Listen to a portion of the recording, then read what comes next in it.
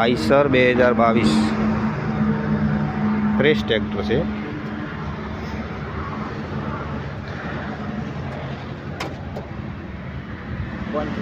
પાંચસો કલાક ચાલેલું છે.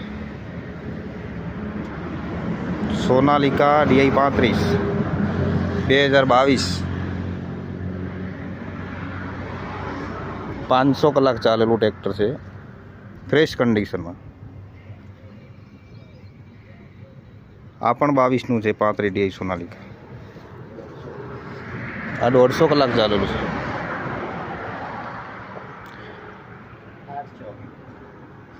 ₹368 આઈસર 2023 800 કલાક ચાલેલું.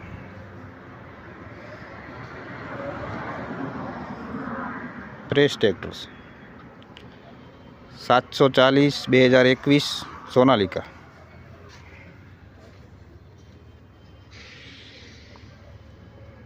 ફ્રેશ કન્ડિશનમાં ટ્રેક્ટર છે બધાએ. આ ટ્રેક્ટર બધા તમામ તમને લાખણી જોવા મળશે ડીસા થરાદ હાઈવે ઉપર. એકદમ વ્યાજબી ભાવે તમે ખરીદી શકો છો.